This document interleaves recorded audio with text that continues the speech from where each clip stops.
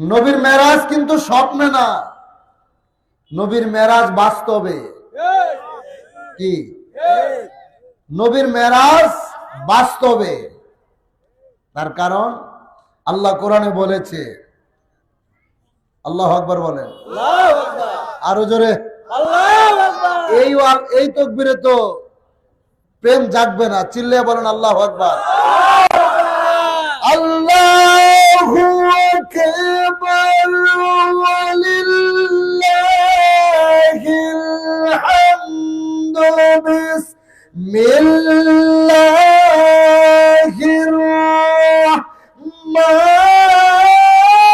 রাহমানির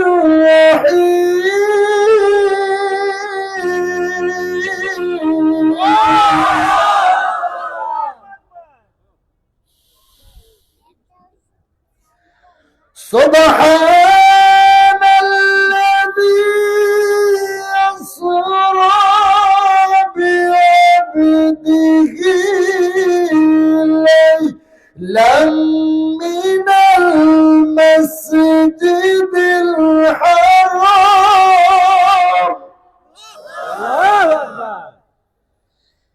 মসজিদিল হারাম ইলাল মসজিদিল আকসাল্লাযী বারাকনা হাওলাহু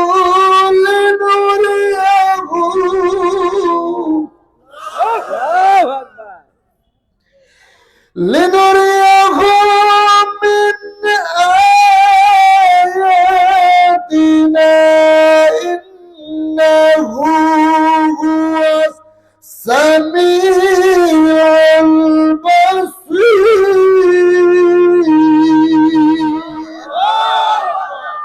কোরআন কার? আরো জোরে কইতে হবে, কোরআন কার? 15 নম্বর পারার প্রথম পৃষ্ঠায় সূরাতুল বনী ইসরাইল। আল্লাহ তাআলা এই সূরার শুরুতেই একটা অলৌকিক ঘটনা ঘটার আগে আমরা যদি যেমন অলৌকিক কোনো কিছু ঘটে, ইতিহাস কোনো কিছু, সাহাবীদের কোন আপনার সাহাবায়ে কেরাম যে সমস্ত কাজগুলো করেছেন, নবীজি যে মুজিজাগুলো দেখিয়েছে, আউলিয়া কেরাম যে কারামতগুলো দেখায়, এগুলো আমরা শুনলে আমরা কি বলি? তসবিহ পড়ি না? সুবহানাল্লাহ বলি না? কি সুবহানাল্লাহ? তো আল্লাহর হাবিবকে আল্লাহ তাআলা এক রাত্রিতে পৃথিবীর জমিন থেকে দাওয়াত দিয়ে, আমার নবীজিকে আল্লাহ দাওয়াত দিয়েছে। আল্লাহু আকবার বলেন। পৃথিবীর কোন নবীর আল্লাহ দাওয়াত দেয় নাই। ইব্রাহিম নবী আল্লাহর বন্ধু, মুসা নবী আল্লাহর বন্ধু, আদম নবী আল্লাহর বন্ধু, আর আমার নবী হাবিবুল্লাহ তিনিও আল্লাহর বন্ধু। ইব্রাহিম খলিলুল্লাহ তিনিও আল্লাহর বন্ধু, মুসা কালিমুল্লাহ তিনিও আল্লাহর বন্ধু। আল্লাহ মুসা নবী বারবার আল্লাহরে দেখতে চাইছে। আল্লাহ কয়, না, আমাকে দেখা যাবে না, আমাকে দেখা সম্ভব না। এরপরেও তিনি আল্লাহর সাথে মর্জি করতেন, বাহানা করতেন। আল্লাহ তাআলা বলে দিল, যদি আমার সাথে কথা বলতে হয়, লাং তারানি ওয়ালাকিন ইনজুর ইলাল জাবাল ফাইন ইস্তাকাররা মাকামাহু ফাসাউফা তারানি। আমার সাথে যদি কথা বলতে হয়, তোর পাহাড়ের উপরে আসতে হবে। সুবহানাল্লাহ কইতেন না? মুসা নবী আল্লাহর সাথে কথা বলতে চাইলে পাহাড়ে যাইতে হয়, আর আমার নবী ঘুমিয়ে আছে।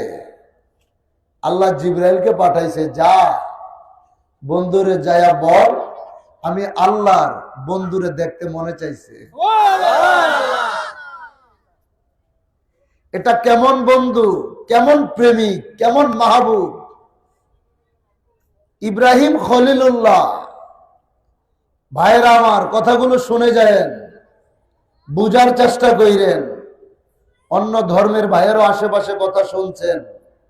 1400 বছর আগে আমার নবীরে দেখা, আপনাদের এই ধর্মকে আমি ছোট করছি না, আপনারা যেই ধর্ম পালন করছেন, হিন্দু ধর্ম বলেন, বৌদ্ধ ধর্ম বলেন, খ্রিস্টান ধর্ম বলেন, ইহুদি নাসারা বলেন, আমার রসুল পৃথিবীতে আসার আগে এগুলো সব কিছুই ছিল। আমার নবীজি পৃথিবীতে আসার আগে সব ছিল প্রকাশ্যে। আপনাদের ধর্মের কাজ আপনারা করেছেন।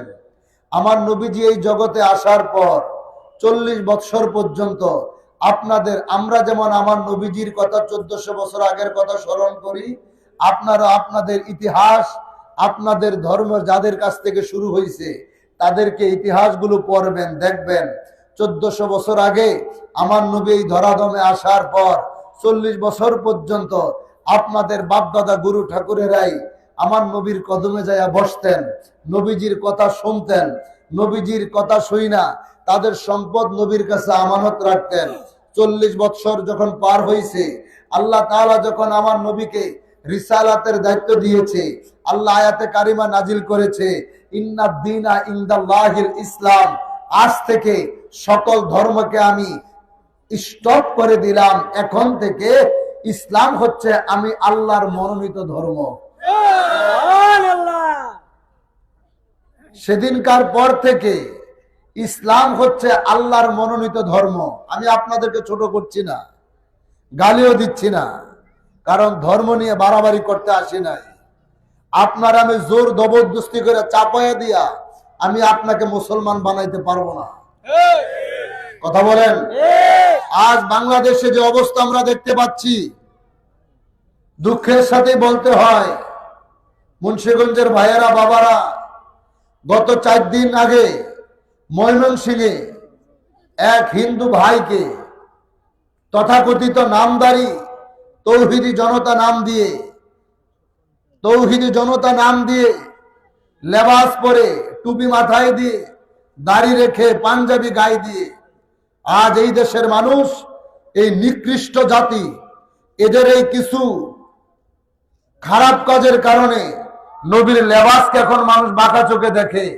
পাঞ্জাবি দেখলে এখন, আগে বলতো আমাদেরকে একটি ট্যাগ লাগাইতো, কি জঙ্গিবাদ, আলেম দেখলে ট্যাগ লাগাইতো, এখন এটা বাদ দিয়ে এখন ট্যাগ লাগিয়ে দিচ্ছে তৌহিদি জনতা। তার কারণ যেখানে তৌহিদি জনতা নাম দেয় সেখানেই দেখে মাথায় টুপি আছে, মুখে দাড়ি আছে, পরনে পাঞ্জাবি আছে। এই তৌহিদি জনতা নাম দিয়ে গত 14 মাসে বাংলাদেশে প্রায় 110টার উপরে আল্লাহর ওলিদের মাজারে তারা হামলা চালাইছে, আল্লাহর ঘর মসজিদে আগুন লাগাইছে। সেগুলো করে তারা ক্লান্ত হয়নি। গত 4 দিন আগে আমরা দেখেছি ময়মনসিংহে এক অন্য ধর্মী হিন্দু ভাইকে মায়ের কাছ থেকে নিয়ে জিন্দা মানুষটারে পিটায়া, গাছের সাথে ঝুলাইয়া, মাইরা, পেট্রোল দিয়ে আগুন দিয়ে জ্বালাইয়া দিল। এই মুসলমান, ইসলাম তো কখনো এগুলো সমর্থন করে না। করে? ইসলাম কখনো এগুলো সমর্থন করে না। ধিক্কার তাদের জন্য। তোমরা গণমাধ্যমে যেই কথা প্রচার করেছো যে ওই হিন্দু ভাই সে নাকি আমার নবীকে নিয়ে কটু কথা বলছে, আল্লাহু আলাম, আল্লাহ ভালো জানে কতটুকু সত্য মিথ্যা। কিন্তু বর্তমানে যেই প্রশাসন যাচাই বাছাই করতেছে, দেখতেছে সেই কথাটা মিথ্যা কথা। আমার প্রশ্ন হলো, আমি আমার বিবেক থেকে বলছি, মানুষ এখানে অনেক হিন্দুরা থাকতে পারে আশেপাশে, আমি বলছি সে যদি আমার নবীকে নিয়ে যদি মন্তব্য করেও থাকে তার জন্য তো শাস্তি আছে। কথা কয় না? যেই নবীকে গালি দেওয়ার কারণে, যেই নবীকে নিয়ে অবমাননা করার কারণে তুমি তারে জিন্দা মানুষটারে ঝুলাইয়া, পিটাইয়া, মাইর আগুন দিয়ে জ্বালিয়ে দিলা, আরে ওই নবীকেই তো তায়েফের ময়দানে পাথর মারতে মারতে আমার নবীজির শরীর মোবারককে রক্তে লাল করে দিয়েছিল।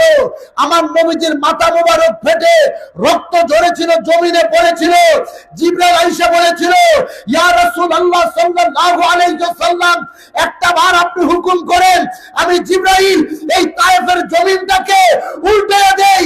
আমার নবী তো সেদিন বলেছিল, এ জিবরাইল, আমাকে তো আল্লাহ তাআলা রহমাতাল লিল আলামিন করে পাঠাইছে, আমি তো তাদের জন্য রহমত, আমি তাদের জন্য ক্ষতি করতে আসি নাই, তারা তো আমাকে চিনে নাই।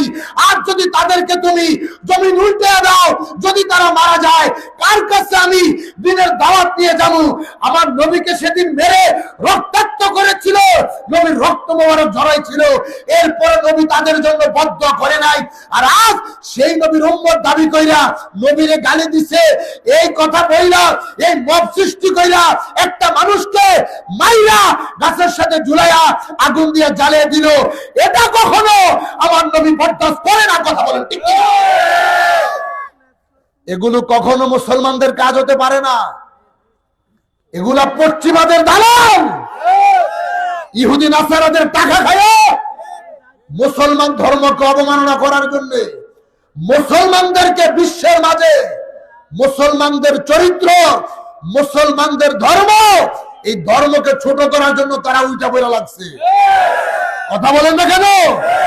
শুধু তাই নয়, যেখানে কবরে একটা মানুষ মাটি দেওয়ার পরও এই কুলাঙ্গারদের হাত থেকে নিরাপত্তা পায় না। মানুষ মরে যাওয়ার পরে শাস্তি দেবে আল্লাহ, সে কি জান্নাতে যাবে নাকি জাহান্নামে যাবে এই সিদ্ধান্ত আমার আল্লাহর কাছে। আমরা এটাও দেখেছি, এই তথাকথিত তৌহিদি জনতা রাজবাড়িতে নুরাল পাগলা নামক একজনকে মাটি দিয়েছে, সেই কবর থেকে উঠায়া প্রকাশ্যে রাস্তায় আগুন দিয়া পোড়াইছে। এগুলো কি আইয়ামে জাহিলিয়াতের যোগ্য হার মানাইছে? কথা বলে না।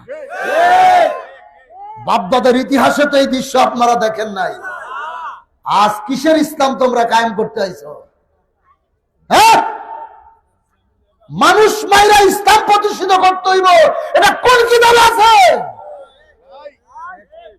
আমার নবী কি কাউকে আঘাত কইরা মুসলমান বানাইছে?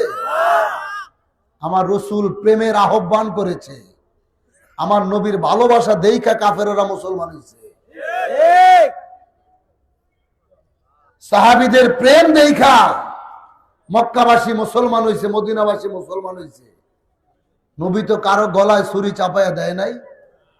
পৃথিবীর যত হাজার হাজার হাদিসের কিতাব আছে, বিশেষ করে সিয়াসিত্তার যে 6টি কিতাব, দুনিয়ার কোনো আলেম বলতে পারবে না আমার নবীজির হস্ত মোবারক দ্বারা, নবীজির পবিত্র তলোয়ার মোবারক দ্বারা একজন ইহুদিকে নবী হত্যা করছে। নবী কোনোদিন কাউকে আঘাত করে নাই। আর আজ সেই নবীর কথা বইলাম, নবীকে গালি দিছে বইলা আপনি একজন হিন্দুকে মাইরা ফেলাইলেন।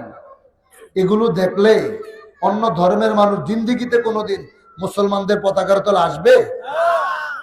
তাহলে তুই তো বড় মুসলমানদের আরো ক্ষতি করছস। এদের থেকে সাবধান থাকতে হবে, এদের থেকে সাবধান থাকতে হবে। লেবাস দেখলেই পাগল হওয়া যাবে না, ঠিক কিনা জোরে বলেন? 1400 বছর আগে যেই ভালোবাসার আশ্রয় আছিল রহমাতাল লিল আলামিনের দরবারে, হিন্দু, বৌদ্ধ, খ্রিস্টান, মুসলমান সকল ধর্মের মানুষ যেইভাবে শান্তিতে বসবাস করেছিল, আবার যদি সেই প্রকৃত শান্তি, সেই ইসলামের শাশ্বত মহিমা, ইসলামের উদারতা, ভালোবাসার বন্ধনে যদি আবদ্ধ হতে চান, সেই দৃশ্য যদি আবার দেখতে চান, এই জামানায় বিশ্বরে আমার কেবলাদার হুজুর পাকের কদম, জাকের পার্টির পতাকার তলে সকল ধর্মের মানুষের জন্য সেই শান্তির আশ্রয়স্থল। কথা বলে ঠিক কি?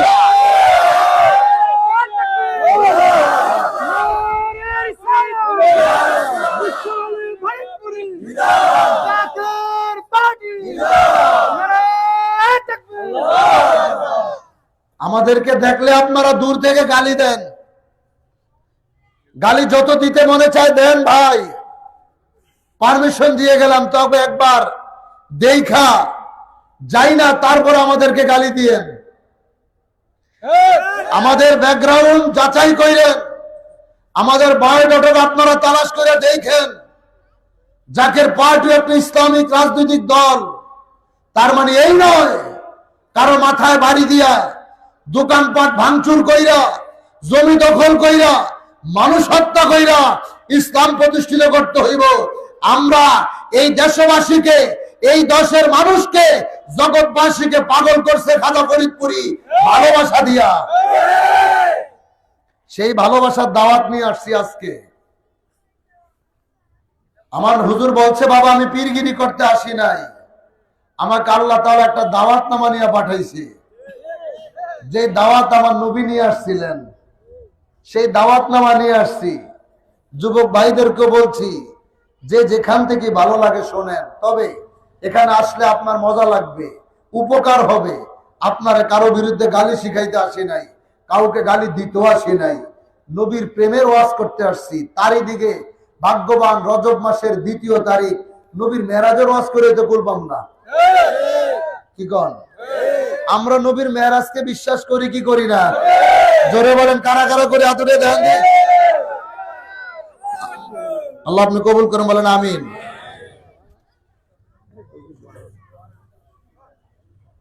আল্লাহ পাক রব্বুল আলামিন আমার নবী রাহমাতাল লিল আলামিনকে দাওয়াত দিয়েছেন। আজ আপনারা আমি চাঁদপুরি ভাইকে দাওয়াত দিয়েছেন, কি রিপন ভাই বলেন, অন্যান্য যাহারা আছে, মহাসচিব মহোদয় বলেন, যখন আমাকে দাওয়াত দিলেন আমি আজ আপনাদের মাহফিলে আসলাম।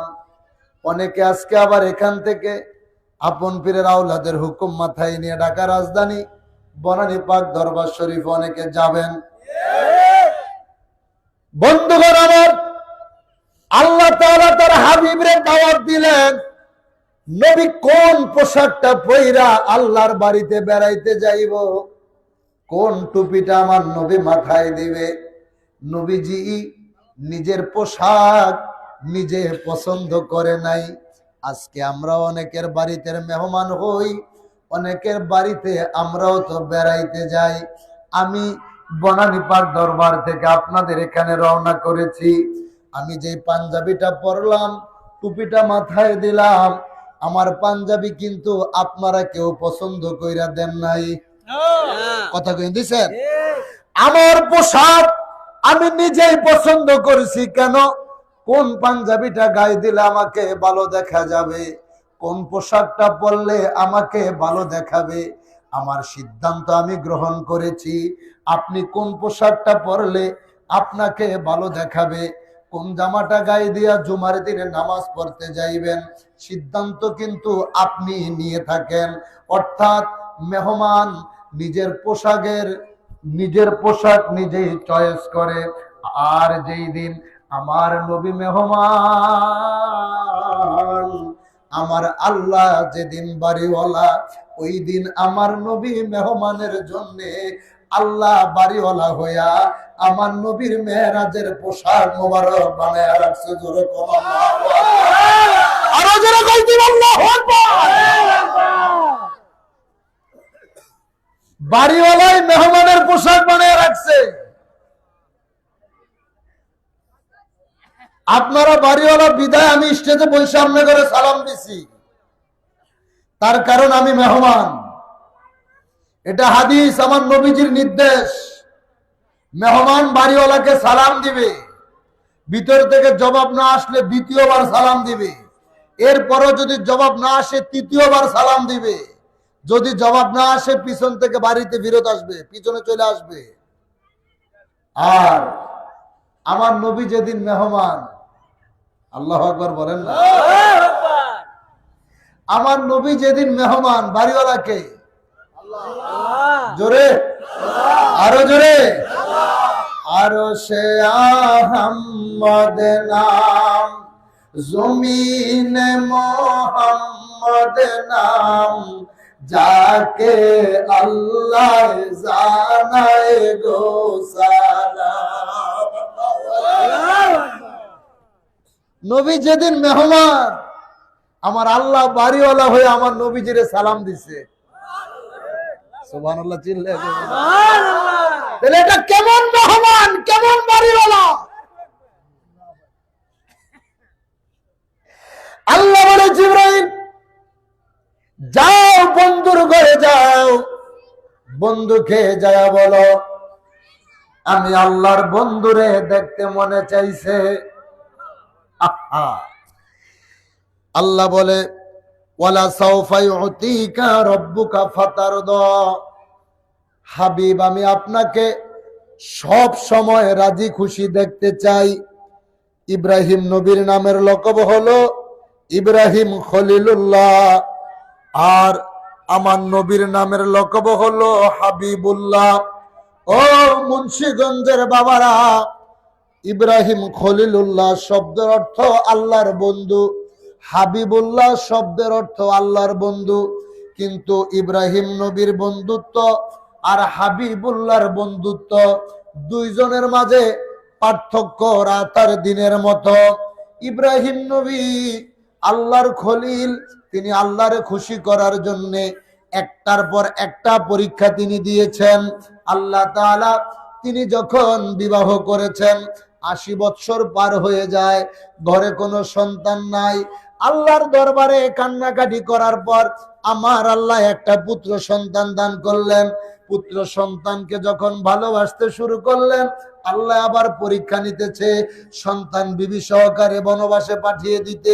ইব্রাহিম নবী সন্তান এবং বিবিকে বনবাসে পাঠাইছে কেন? যাতে আমার মাহবুব আমার প্রতি খুশি হয়।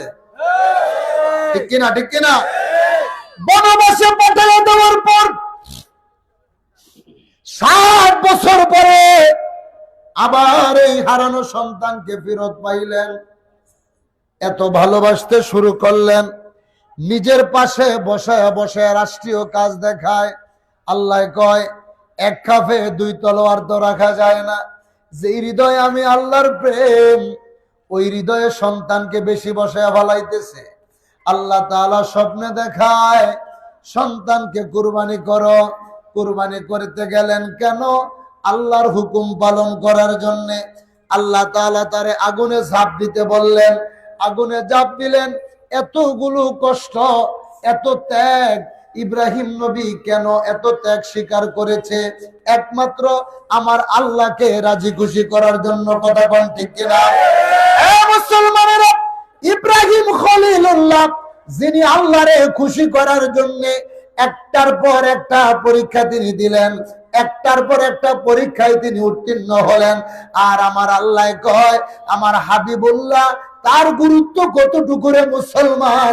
সব নবীরা আমি আল্লাহরে খুশি করার জন্য তাদের যাহা কিছু করা দরকার তারা করেছে, আর আমি আল্লাহ আমার হাবিবুল্লাহরে খুশি করার জন্য আমার যাহা কিছু করা দরকার আমি আল্লাহ তাই করেছি। চিৎকার মেরে বলেন আরো জোরে কন্যা ইয়া রাসূলুল্লাহ। সব নবী আল্লাহরে খুশি করতে চাইছে, আর আল্লাহ আমার নবীরে খুশি করতে চাইছে। এটা কেমন নবী, কেমন প্রেম! আর আপনি আমি যদি সেই নবীকে নিয়ে যদি চায়ের দোকানে বৈশা, মাহফিলের মঞ্চে বৈশা তুলনা করি যে নবীও মানুষ আমিও মানুষ, নবীও খাইছে আমরাও খাই, নবীও ঘুমাইছে আমরাও ঘুমাই, হবে? কি বলেন, হবে? কোনোদিনও না। এগুলো বলা ঈমান হারানো একই কথা। আর এগুলো শুইনা শুইনা যারা কয় ঠিক ঠিক, ওরা নিজেরাও বিপদে পড়তেছে। এটা কিভাবে বলে? নবীজি ঘুমিয়ে আছে, জিবরাইল, আল্লাহ বলছে হাবিবের কাছে যাও, বন্ধুকে বলো আমি আল্লাহ বন্ধুরে দাওয়াত দিলাম। নবীর মেরাজের পোশাক মোবারক বানায় রাখছে কে?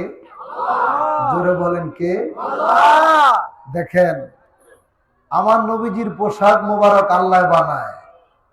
আবার ওইদিকে যে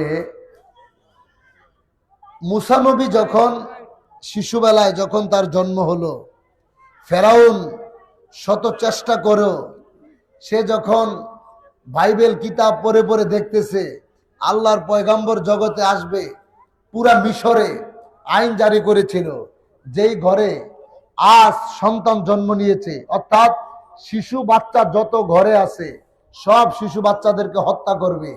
ফেরাউনের সৈন্যবাহিনী বাইর হয়ে গেছে, কারণ মুসা নবী তো পৃথিবীতে আগমন ঘটে গেছে, সব সন্তানদেরকে মারার জন্য বাইর হয়ে গেছে।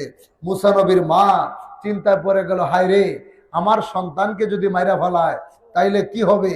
আরে আমার সন্তান যদি পৃথিবীতে বেঁচে থাকে, সে যেখানেই থাকুক আমি মার কলিজাটা ঠান্ডা থাকবে, কিন্তু আমার সামনে আমার সন্তানকে যদি হত্যা করে আমি মা তো সহ্য করতে পারবো না। মুসা নবীর মায় চিন্তা করতেছে সন্তানটা কোথায় লুকাবে। সে চিন্তা করলো নীল নদে বাসায় দিবে। তো নীল নদে বাসাইতে হইলে বাক্স লাগবে। কি লাগবে? একটা বাক্স বানাইতে হইব। এখন মুসা নবীর মা মিশরে রাস্তায় রাস্তায় ঘুরতেছে, মেস্তুরি তালাশ করতেছে, বাক্স বানাইতে হইব, মেস্তুরি তো পায় না। আল্লাহ তাআলা জিব্রাইলকে কয়, জিব্রাইল, আমার বন্ধুর মা রাস্তায় রাস্তায় ঘুরতেছে, বন্ধুরে বাঁচাইতে চায়, যা জান্নাত থেকে বাইর হয়ে যা, একটা লুঙ্গি পিনবি, সিরাতের একটা লুঙ্গি পর, একটা পুরাতন পাঞ্জাবি গায়ে দে, একটা ব্যাগ হাতে নিবি, হাতুরা লবি, বাটার লবি, করাত নিবি, আর মুসা নবীর মার বাড়ির সামনে দিয়া যাবি, আর ডাইকা ডাইকা বলবি, মেস্তুরি লাগবে নিগো মেস্তুরি। সুবহানাল্লাহ, চিল্লায়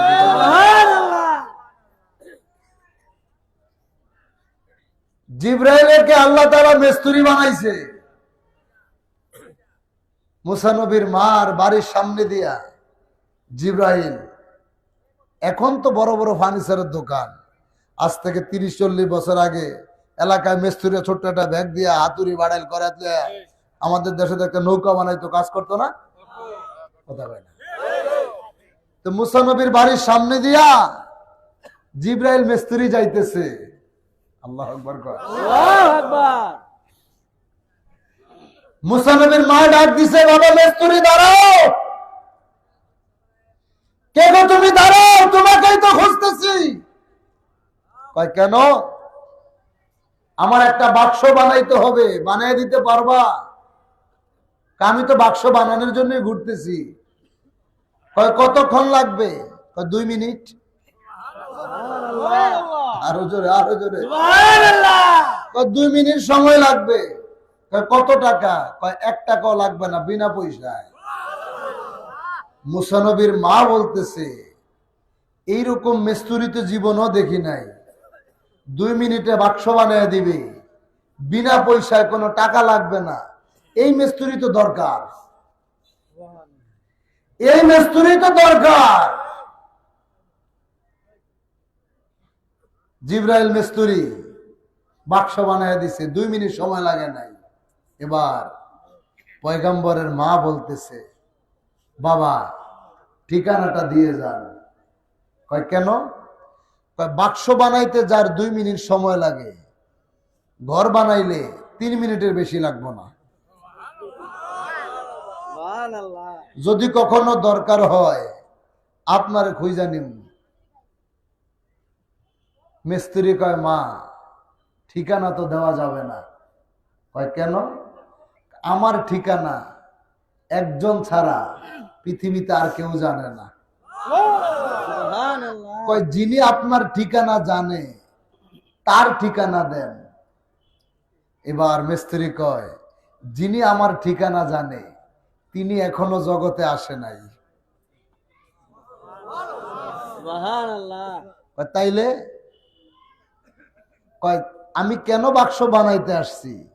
আপনি যেই সন্তানকে বাঁচাইবার জন্য বাক্স বানাইতেছেন, যিনি আমার ঠিকানা জানে তিনার ওই নূর মোবারক আপনার এই ছেলের পিঠ মোবারকে। আল্লাহু আকবার। যিনি আমার ঠিকানা জানে তিনার নূর মোবারক আপনার সন্তানের পিঠ মোবারকে। এই জন্য মা, আপনি আমার ঠিকানা আপনি খুঁজে বের করতে পারবেন না, জোরে বলা যাবে না আল্লাহু আকবার। মুসা নবীরে রক্ষা করতে বাক্স বানিয়ে দিছে মিস্ত্রি দিয়া, আর আমার নবী আল্লাহর বাড়িতে দিদারে যাবে, পোশাক বানাইছে আমার আল্লাহ।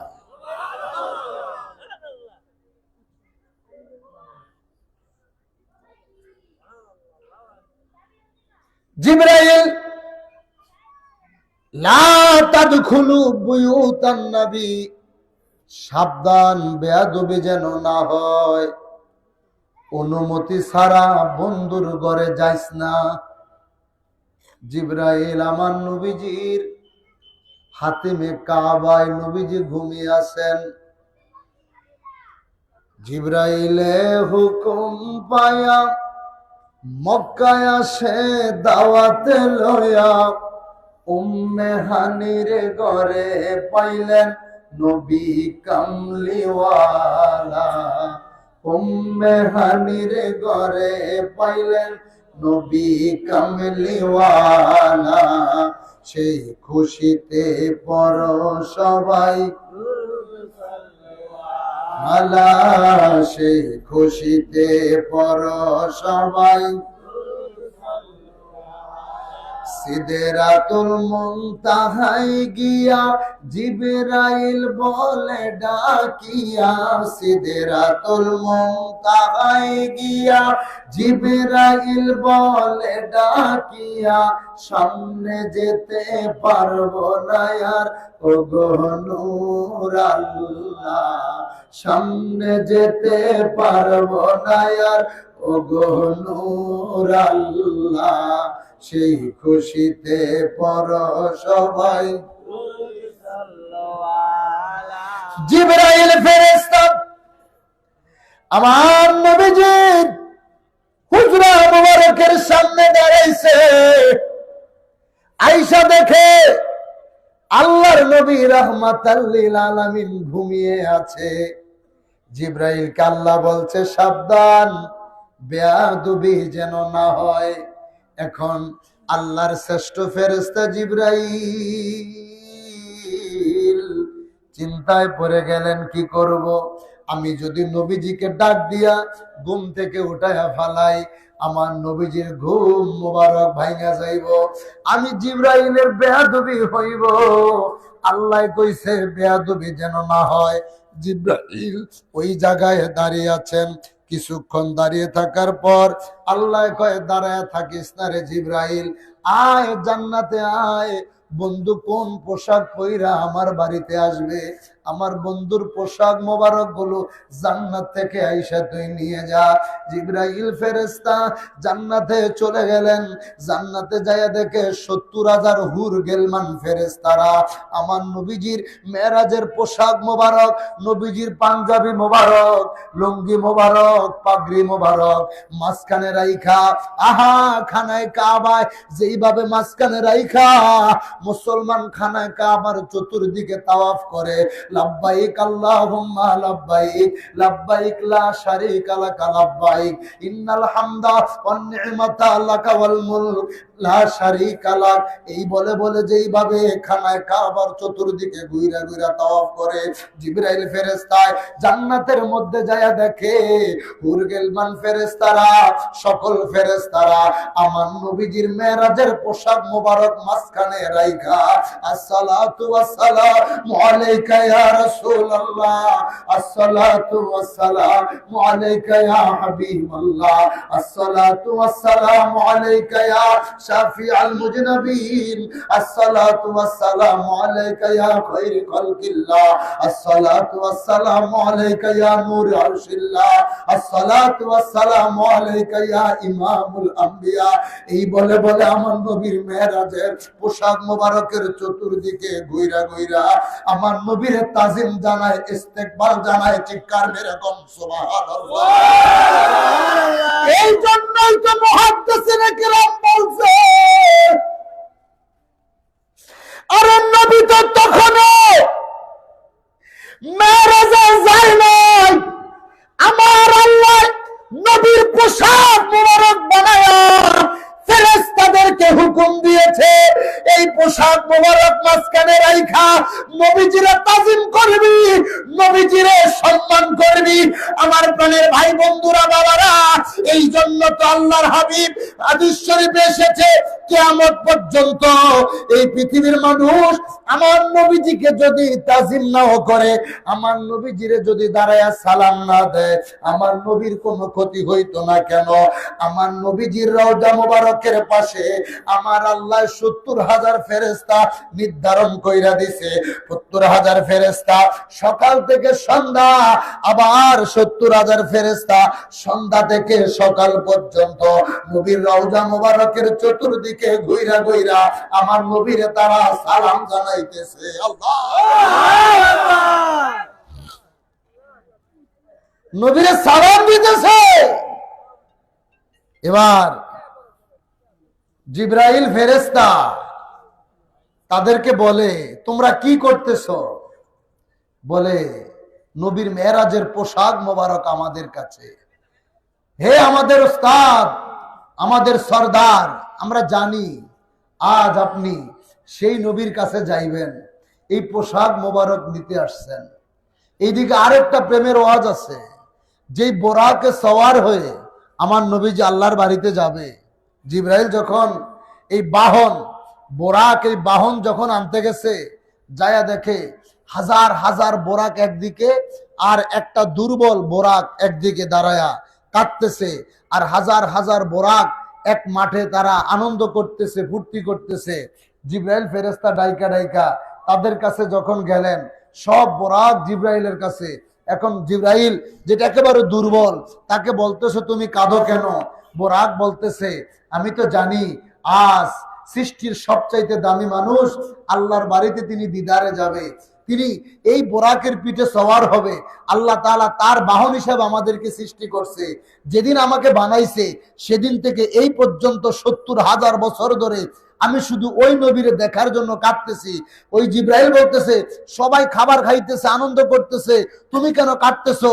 বলে, তারা আনন্দ করে যেই মজা পাচ্ছে, আমি নবীরে যে দেখবো, আমি নবীকে দেখার বাসনা নিয়ে আমি কাঁদতেছি, আমি আরো বেশি শান্তি পাইতেছি। আমার শুধু স্বপ্ন, একটা বার আমি আমার নবীকে আমার পিঠের মধ্যে উঠাইতে পারবো। নবীরে দেখার জন্য সে শুধু কাঁদতেছে। জিবরাইল কয়, যেহেতু তার ভিতরে এত ভালোবাসা, তারই নিয়ে যাই। ৭০,০০০ ফেরেশতা নবীর পোশাক মোবারকের ইস্তেকবাল জানায়া নবীজির কাছে পোশাক পাঠাইছে। জিবরাইলের দিকে ফেরেশতারা তাকায় রইছে, বলতেছে, কোনোদিন তো এইভাবে তাকাও না, আজকে কেন এভাবে তাকিয়ে থাকতেছ? বলতেছে, পোশাককে সারা জীবন দেখা মনের স্বাদ মিঠাইছি, পোশাকের মালিকরে দেখার সৌভাগ্য হয় নাই। আপনি তো পোশাকের মালিকের কাছে যাচ্ছেন, তাই আপনি জিবরাইল ফেরেশতাকে আমরা দেখে নিচ্ছি। ওই নবীরে দেখতে আমাকে মনে চায়নি? কার কার চায়? তোমার নাম শুনিলাম,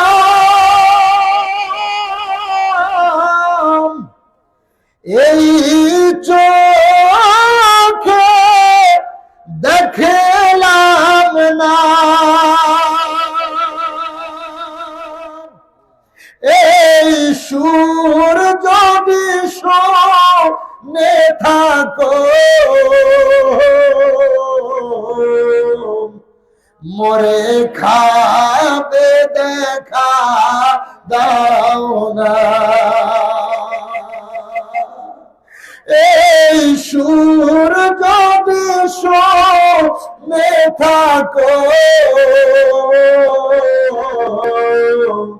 মরে খাবে দেখা দাও না। হে রাসূল তোমায় ভালো, সবাই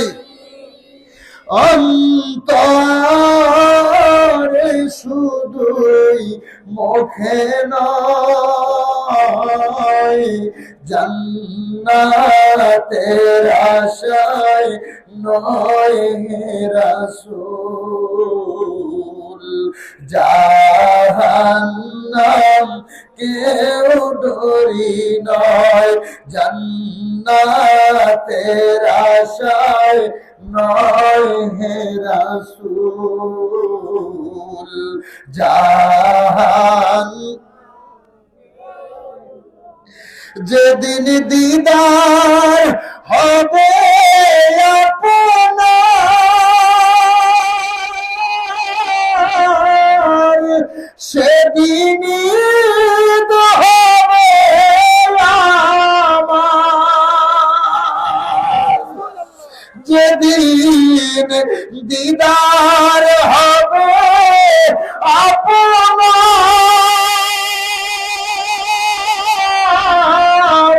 সেদিন হবে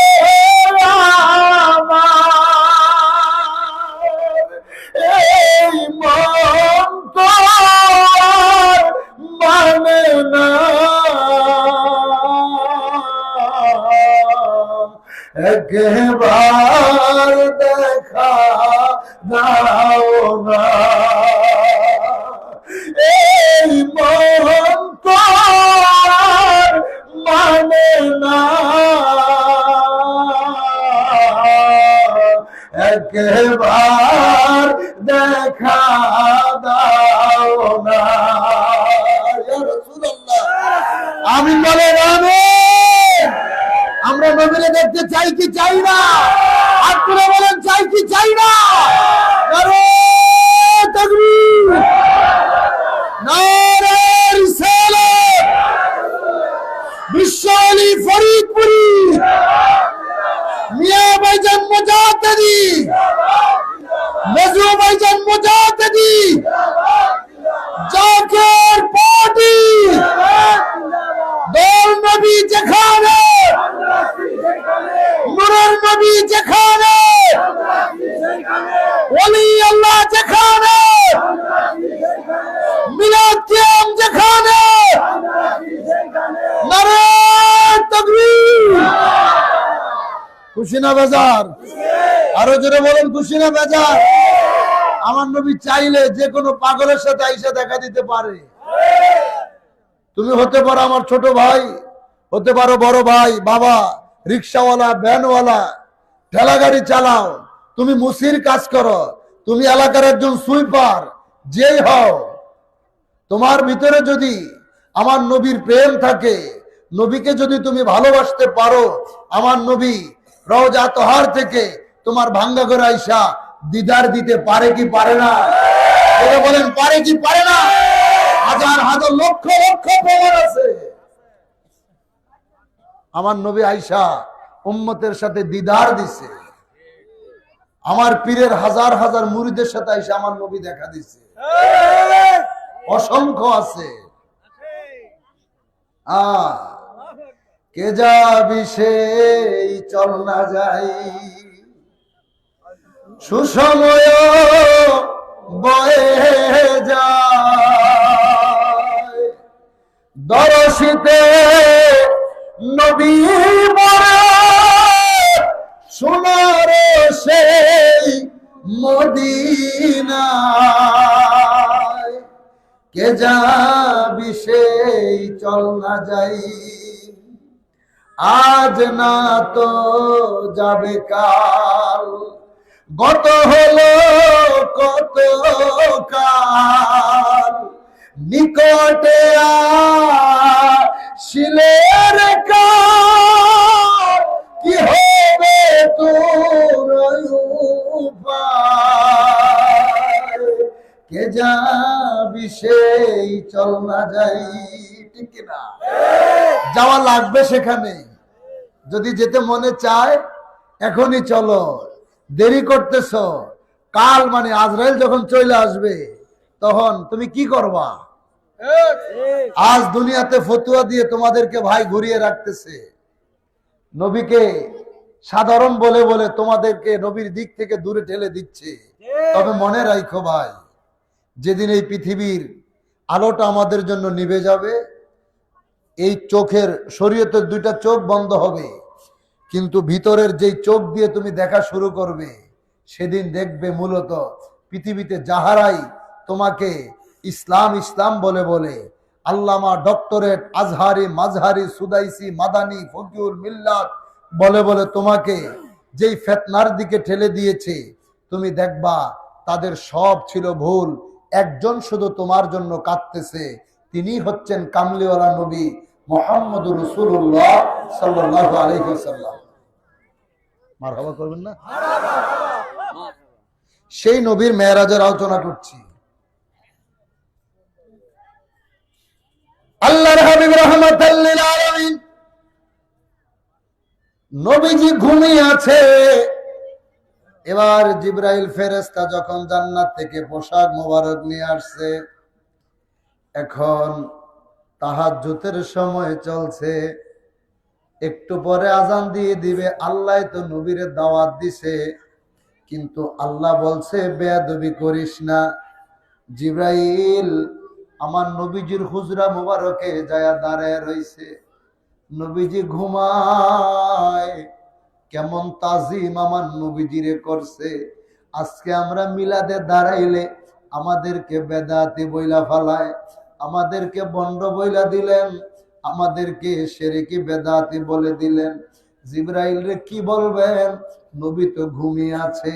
জিবরাইল চাইলে পারতো আমার নবীজির পাশে বৈশা থাকতে। আল্লাহ বলছে লা তাদখুলু বুয়ুতান নবী, বেয়াদবি যেন না হয়, অনুমতি ছাড়া বন্ধুর ঘরে যাইস না। হায় হায়, রাত্র যখন গভীর, রাত্র যখন পার হয়ে যাবে, আর তো জিবরাইল সহ্য করতে পারে না।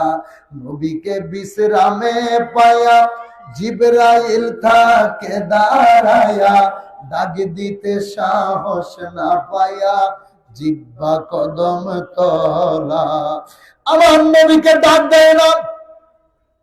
ডাক দিলে যদি বেয়াদবি হয়ে যায়, ডাক দিলে যদি নবীর ঘুম ভাঙা যায়, এখন রাত্র তো শেষ হয়ে যায়, আল্লাহ নবীরে দাওয়াত দিছে, কেমনে ঘুম ভাঙাইব? আপনার মতো আমার মতো ডাক দিয়া ধাক্কা মাইরা টান দিয়া ঘুম ভাঙায় না।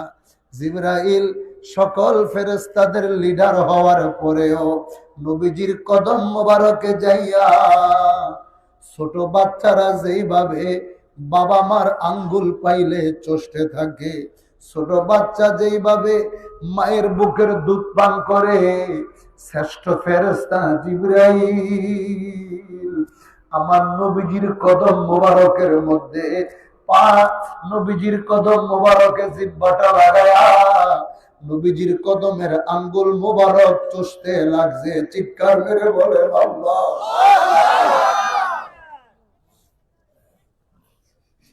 নবীজির কদম চষতে শুরু করলো। জিবরাইল তো নবীরে ডাইকা উঠানোর সাহস পাইল না। নবীজির কদম যেখানে চুমু খাইছে, আর আমরা দাঁড়াইলে আমাদেরকে বেদাতি বলে দিচ্ছেন। নবী চোখ মোবারক খুলছে।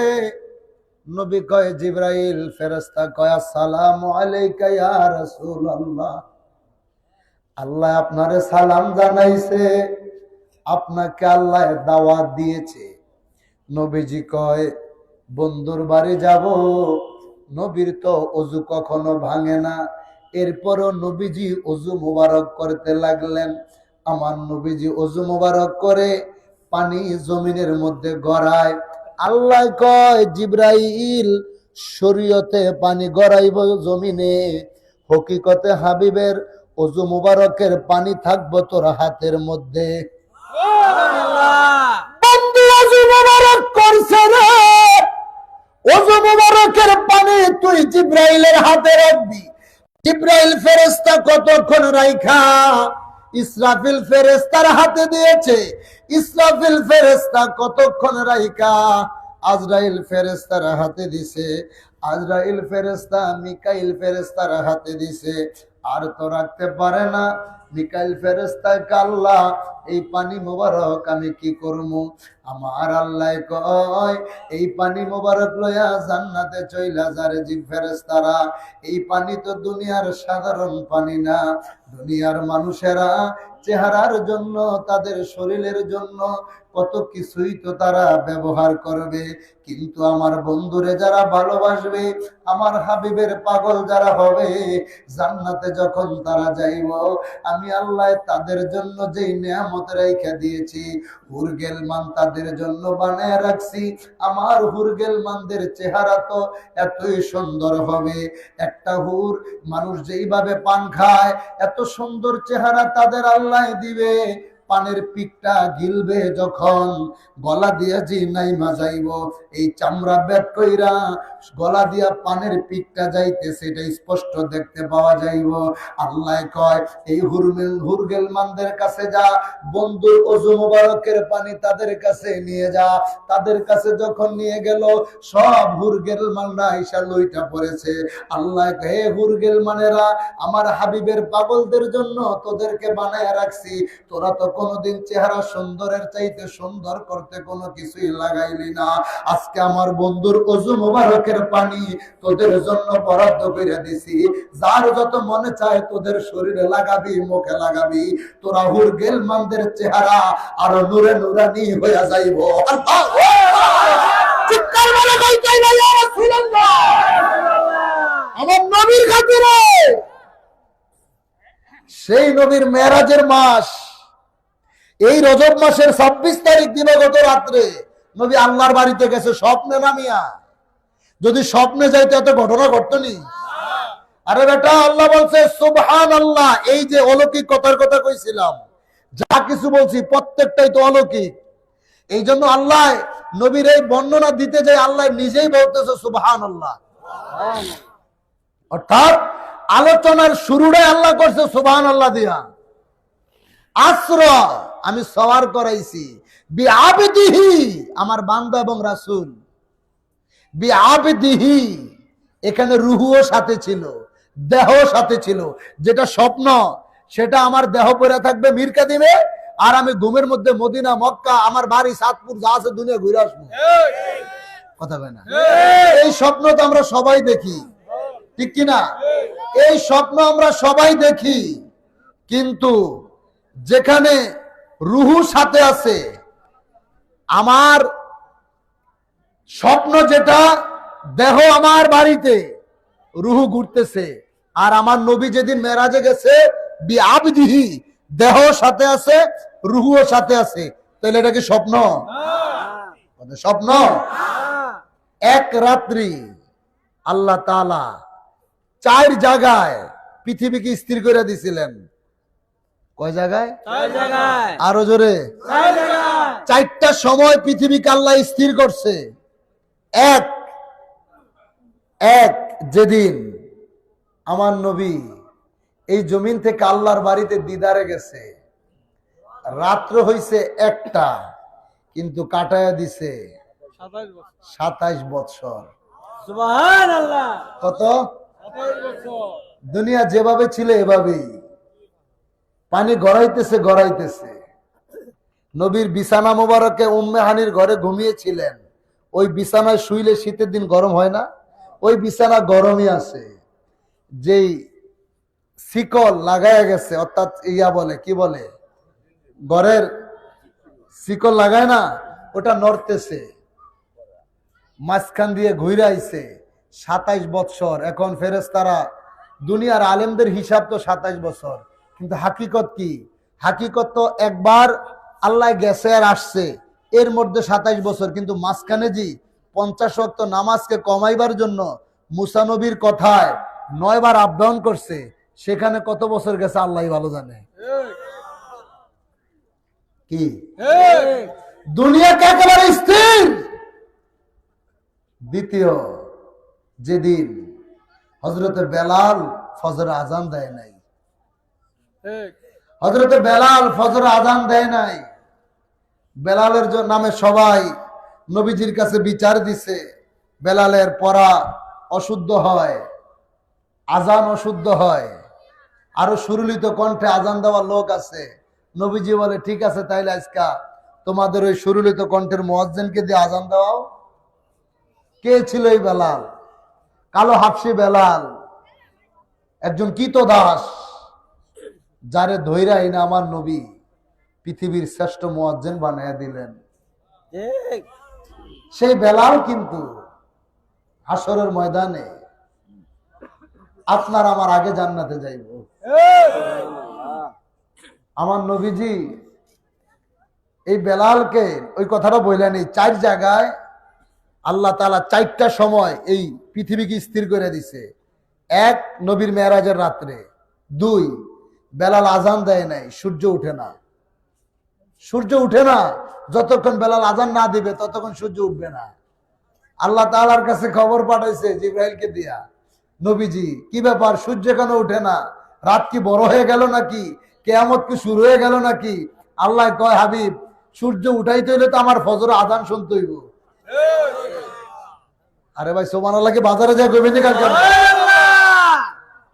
সূর্য উঠাইতে হইলে তো আমার ফজর আজান শুনতে হইব। তা আজান আজকে দিল শুরুই তো করতে, আল্লাহ আজান আমার কানে আসে নাই, আমার আরো সেই আজান বাড়ি খায় নাই। যতক্ষণ পর্যন্ত বেলাল আজান না দিব সূর্য উঠবে না। বেলালকে দিয়ে আজান দেওয়াইলেন, সূর্য উঠে গেল জোরে।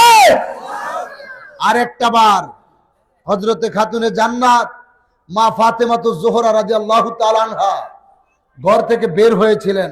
একটা বাতাস আইসা মায়ের কয়েকটা চুল মায়ের পর্দার সামনে নিয়ে আসছিল। আল্লাহ তাআলা পৃথিবীকে একেবারে অফ করে দিয়েছে। মার পর্দার খেলাফ হইব দেখা আল্লাহ তাআলা পৃথিবীর আলো, সূর্যের আলো বন্ধ হয়ে গেছে, অন্ধকার হয়ে গেছে দিনের বেলা।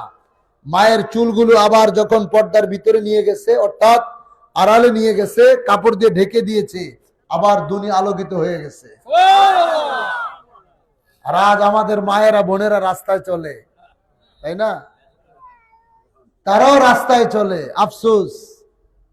চতুর্থ, যেদিন মাওলা আলী আসরের নামাজ কাজা হয়ে যায়, আসরের নামাজ কাজা হয়ে যায়, নবী ঘুমিয়ে আছে, আসরের নামাজের সময় পার হয়ে যাইতেছে, সূর্য ডুবা যাইতেছে, আলী তো সহ্য করতে পারতেছে না। কি করবে? নবীরে ডাক দিবে নাকি নামাজ পড়বে? নবী ঘুমিয়ে আছে আর নবীজি আলীর কদম মোবারকে মাথা দিয়ে আছে, সূর্য ডুবে যাচ্ছে। আলী চিন্তা করতেছে, হায় হায় নামাজ কাজা হয়ে যাইব, আমি তো গুনাহগার, জাহান্নামে যাবো, নবীকে ডাক দিমু। আবার চিন্তা করতেছে, হে আলী কারে ডাক দিবি? যেই নবীর খাতিরে নামাজ পাইলি, সেই নবী ঘুমিয়ে আছে, তার চাইতে কি তো নামাজ বড়? কিরে এ মুসলমান, নবী ঘুমাইছে, তুই নবীরে ডাক দিতে চাস? নামাজ হইছে আমার আমল, নবী হইছে ঈমান। সূর্য যখন ডুবা যায় গেছেই, আলী সহ্য করতে পারে না, নামাজের চিন্তা করতে করতে চোখ দিয়ে পানি পড়ছে। পানি আইসা নবীজির গাল মোবারকে পড়ছে। নবী চোখ খুলছে, আলী ইয়া রাসূলুল্লাহ, সূর্য তো ডুবা গেছে। নবী আলী, সূর্যের কি ক্ষমতা আছে? আমি নবীর হুকুম ছাড়া ডুবা যাবে?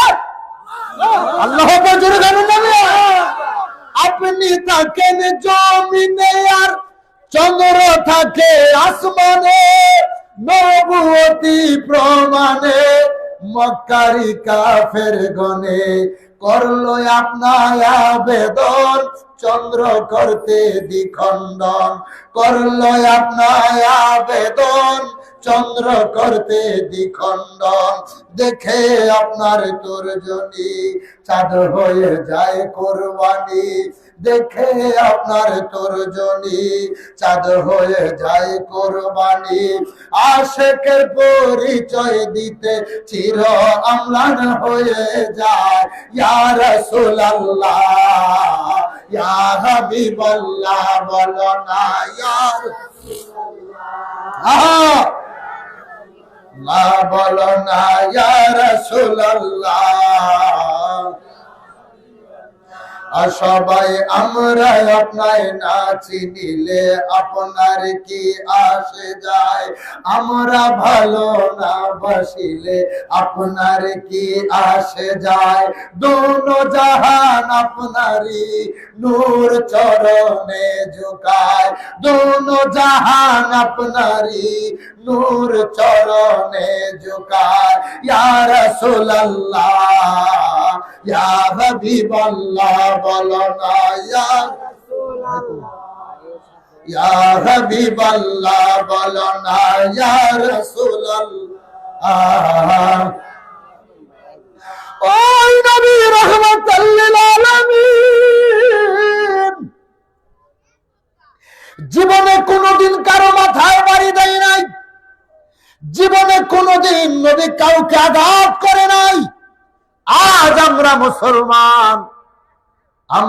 মুসলমান নাম দিয়া অন্য ধর্মের মানুষের বাড়িতে আগুন লাগিয়ে দিচ্ছি, অন্য ধর্মের মানুষকে আমরা জোর জবরদস্তি করতেছি, আমরা তাদের কাছে ইসলামের দাওয়াত নিয়ে যেতে চাচ্ছি।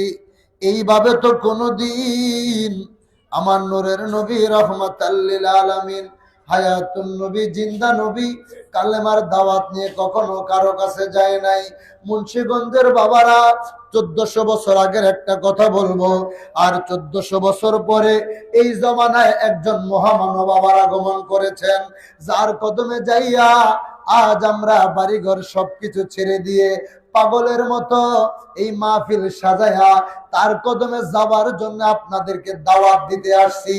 এমন কি নিয়ামত আমার কেবলাদান হুজুর এই জগতে নিয়ে আসছে, যে এই নিয়ামত 1500 বছর আগে আমার নবীজি নিয়ে আসছিলেন।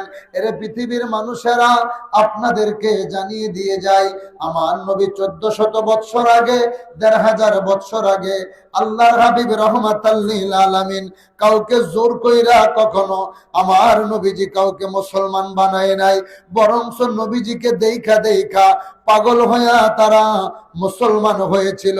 এর ভিতর একজন সাহাবী, আল্লাহর নবীর সাহাবী হযরতে খালিদ বিন ওয়ালিদ রাদিয়াল্লাহু তাআলা আনহু, হযরতে মুসআব বিন উমাইর রাদিয়াল্লাহু তাআলা আনহু, তিনি একজন ইহুদির সন্তান, বাদশার ছেলে ছিলেন হযরতে মুসআব বিন উমাইর রাদিয়াল্লাহু তাআলা আনহু। আল্লাহর নবী যখন আরবের জমিনে আসলেন, মুসআব বিন উমাইর রাদিয়াল্লাহু তাআলা আনহু আরবের জমিনে তিনি ফল কেনার জন্য তিনি এসেছিলেন। ফল কিনতে আইসা বাজার তিনি করতেছেন। বাজার করতে করতে আমার নবীজিকে তিনি দেখলেন। আরবের মানুষ নবীজিরে দেখে আর নবীজির কাছে যায় বৈশা বৈশা কথা শোনে। হযরতে মুসআব বিন উমাইর রাদিয়াল্লাহু তাআলা আনহু, তিনি ইহুদি ছিলেন, নবীজিরে দেখায় নবীজির প্রেমে পাগল হয়ে গেছে, নবীর চেহারা মোবারক দেখায় পাগল হয়ে গেছে। হায় হায়, বাড়িতে যাইতে চায় না, নবী যেই দিকে চায় মুসআব বিন উমাইর রাদিয়াল্লাহু তাআলা আনহু আমার নবীজির সঙ্গে সেই দিকে যায়। এই যে 1500 বছর পরে আবার বিশ্ব জাকের মঞ্জিলে যদি আপনাদেরকে নিয়ে যায়, আমার কেবলাদান হুজুর যখন আট্টশী অজয়পাড়া গ্রামে এসেছিলেন, ওই এলাকাটা ছিল হিন্দু অধ্যুষিত এলাকা। সেখানে ঈদের দিনে মানুষ নতুন পোশাক পরতো না, তারা লাঙল লয়া গরু লয়া জমিনে হাল চাষ করতে যাইতো। হিন্দু ভাইদের পূজার দিনে ওই যে রাজেন্দ্র বাবু আইন করে দিয়েছিল, নতুন পোশাক পরিধান করে বাবু বাড়িতে যাইতো। এই রকম ভাবে এত অত্যাচার সেখানে হয়েছিল। পূর্ব রাজারা কিন্তু ইসলামকে নিয়ে অনেক ষড়যন্ত্র করেছিল, যার কারণে আল্লাহ তাআলা যুগে যুগে এই ভারত উপমহাদেশে আল্লাহর ওলিদেরকে আল্লাহ তাআলা পাঠিয়েছিলেন। ঠিক সেই ধারাবাহিকতায় দাদা হুজুর খাজা এনায়েতপুরীর নির্দেশে আমার কেবলাদান হুজুর বিশ্ব জাকের মঞ্জিলে আট্টশী অজয়পাড়া গ্রামে এসেছিলেন। আইসা সেখানে আজান দিয়েছিলেন, কালেমার দাওয়াত দিয়েছিলেন। আমার হুজুর কারো সাথে মারামারি করে নাই, কাটাকাটি করে নাই, কাউকে অস্ত্র দিয়ে বাড়ি মারে নাই। শুধু তাই নয়, আজকে তোমরা মানুষদেরকে জোর কইরা মুসলমান বানাইতে চাচ্ছ। আজকে বিভিন্ন রাজনৈতিক দলের নেতারা ইসলামিক দল নাম দিয়া বিভিন্ন জায়গায় আল্লাহর ওলিদের মাজারগুলোতে হামলা চালাইতেছে, মসজিদগুলোতে আগুন জ্বালায়া দিচ্ছে, হিন্দু ভাইদের বাড়িঘর পুড়িয়ে দিচ্ছে। তোমাদেরকে শিখাইয়া দিতে চাই, এমন একটা রাজনৈতিক দল আমরা করি, এমন একটা রাজনৈতিক দলের নেতৃত্ব আমরা দিচ্ছি, যেই দলের প্রতিষ্ঠাতা বিশ্বলি খাজা ফরিদপুরি স্বাধীনতার যুদ্ধের সময় যেই ঘটনাগুলো ঘটেছিল, আমার কেবলাদান হুজুরের দরবারে বিশ্ব জাকের মঞ্জিলে হাজার হাজার হিন্দু বৌদ্ধরা আইসা আমার বাবার দরবারে তারা আশ্রয় নিয়েছিল। শুধু আশ্রয় নেয় নাই, ওই 1400 বছর আগে যেইভাবে বিধর্মীরা নবীজির কাছে তাদের আমানত গুলো রাখছিল, এই যুদ্ধের সময় আমার কেবলাদান হুজুর পাকের কদমে আইনা মহিলারা তাদের স্বর্ণ অলংকার গুলো আমার বাবার কাছে তারা আমানত রেখেছিল। যুদ্ধ শেষ হয়ে যাওয়ার পর তারা সেগুলো আবার ফেরত নিয়েছিল। ওই সময়ের কথা, ওই সময় কিছু হিন্দু লোকেরা যখন দেখে বাহিরে মুক্তি বাহিনী যারে পায় তারই মাইরা ফেলায়। কোন পর্যায়ে আছি আমরা? নির্বাচন তো সামনে, নির্বাচনী কথা রাজনীতি কথা বলতে চাইছিলাম না, কিন্তু দেশ এমন এক পর্যায়ে আছে একটা ফুটবলের মতো, যেই দেশ মন চায় সেই দেশ এখন আমাদেরকে লাথি মারতেছে। কথা কয় না? আজ থেকে 50 বছর আগে আমার কেবলাদান হুজুর বলছিল, বাবা এই দেশ নেতা শূন্য হবে, টাকা শূন্য হবে। আজ ব্যাংকে গেলে দেখা যায় আমার টাকা আমি তুলতে গেল 1 সপ্তাহ আগে সিরিয়াল দিয়ে রাখতে হয়, অমুক দিন আইসা আমি 2 লাখ টাকা উঠাম। 5টা 7টা ব্যাংক মিল্লা একটা ব্যাংক সচল রাখতে পারতেছে না, তাহলে দেশের টাকা গেল কই? সব চোরেরা লয়ে গেছে। কথা কয় না? আমরা এই দেশ স্বাধীনতার পর থেকে অদ্যাবধি পর্যন্ত যারাই চালাইছে কেউ আমাকে উপকার করতে আসে নাই, সবাই আমাগরে বিদেশিদের কাছে বিক্রি করছে। বর্তমান নিয়ে যদি বলি, দেশ এখন নেতা শূন্য। আপনি বুকে হাত দিয়ে বলেন, যারা এই গত 14 মাস ধরে দেশ চালাইতেছে একটাও কি রাজনৈতিক লিডার? আরে শিক্ষিত সমাজ আপনারা, একটাও রাজনৈতিক লিডার না। দেশ চালানোর মতো যোগ্যতা কারো নাই। আজ দেশ নেতা শূন্য। এখন এই দেশ নিয়ে দেখেন উইটা বইরা লাগছে। পাশের রাষ্ট্র ভারত, তারা চাচ্ছে আমরা 3 দিক থেকে তাদেরকে পাহারা দিচ্ছি, বাংলাদেশ আমাদের মধ্যে, অতএব আমরা তাগরে হাত ছাড়া করবো না। আবার ওই যে বাপদাদার সে পূর্বপুরুষের সেই পূর্ব পাকিস্তান যারা আছে, তারা বলতেছে এটা আমাদের সেই পূর্ব পাকিস্তান, আমরা এটাকে হাতছাড়া করব না। কথা বলে না? এরাও চাইতেছে 3 দিক থেকে আমরা তাগর আটকে রাখছি, হাতছাড়া করতাম না। হেরা চাইতেছে আমরা আমাকে সেই পূর্ব পাকিস্তান হাতছাড়া করতাম না। ঠেলাঠেলি শুরু করছে। ওইদিকে আমেরিকা, রাশিয়া, চীন, জাপান, জার্মান, পৃথিবীর বড় বড় শক্তিগুলো শকুনের মতো ওতপৈতা রয়েছে বাংলাদেশের দিকে। তার কারণ বাংলাদেশে আছে বে অফ বেঙ্গল। এই বে অফ বেঙ্গল যাদের নিয়ন্ত্রণে যাবে, আগামী 500 বছরে তারা রাজত্ব করবে। এই দেশটা আপনি মনে করতেছেন ছোট, এই দেশে সম্পদের অভাব নাই, অভাব শুধু একজন ভালো মানুষের। অভাব শুধু একজন ভালো মানুষের। প্রতিদিন শুধু আমার সোনার বাংলা আমি তোমায় ভালোবাসি জাতীয় সঙ্গীত গাইলাম, সোনার বাংলাদেশ বললাম, কিন্তু সোনার মানুষ আজও পাইলাম না। একজন সোনার মানুষের দরকার, যেই সোনার মানুষ এই দেশের 18 কোটি জনগণকে নিরাপত্তা এনে দিবে, 56,000 বর্গ মাইলের বাংলাদেশকে পরিপূর্ণ স্বাধীনতা এনে দিবে। আজ বাংলার মানুষ নেতা শূন্য, সম্পদ শূন্য হচ্ছে। তবে মনে রাখো, আল্লাহর পক্ষ থেকে যুগে যুগে আল্লাহ তাআলা মুসলমানদের জন্য এক একজন উলুল আমিরকে পাঠায়। এই জমানায় সেই মুসলমানদের নেতা হচ্ছে আমার প্রধান হুজুর পাকের জিসমানি আওলাদ পীরজাদা আলহাজ খাজা মুস্তাফা আমির ফয়েজ ধর্মযাত্রী। কথা ঠিক কিনা?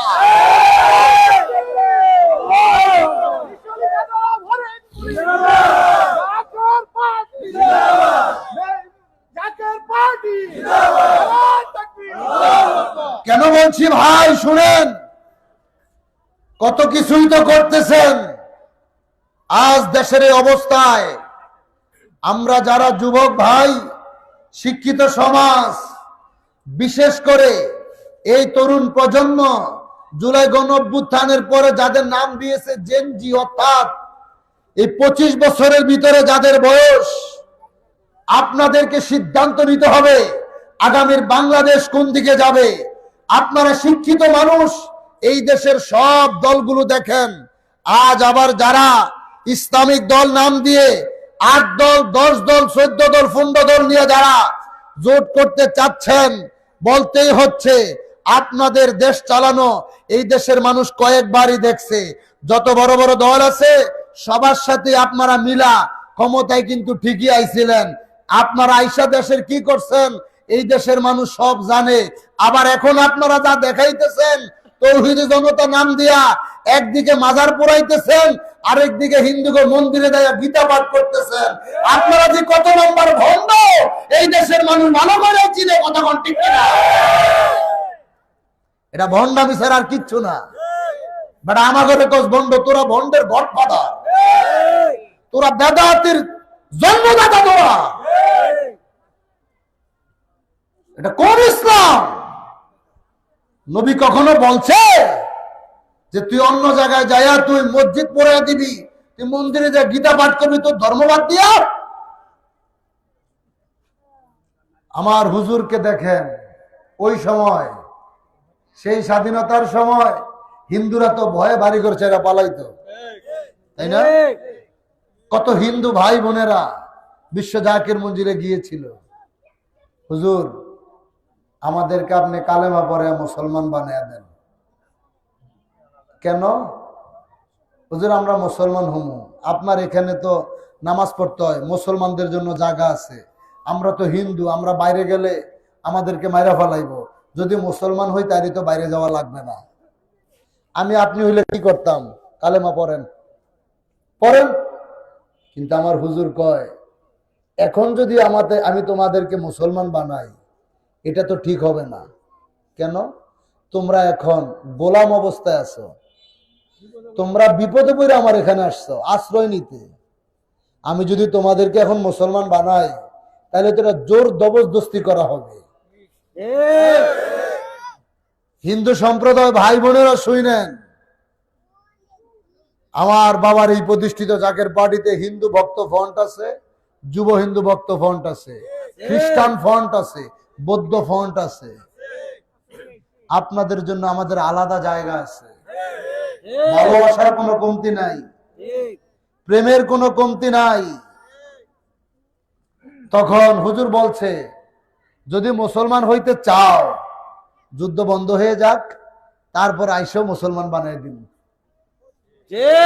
ইনি বিশ্বলি খাজা ফরিদপুরি জোর করে কাউরে মুসলমান বানায় নাই। যেমন আমার নবীজির কাছে কাফেরেরা গেলে নবীজি কাউকে জোর করে নাই, বরঞ্চ তারা আমার নবীজিরে দেখা ভালোবাসা প্রেমে পড়তো।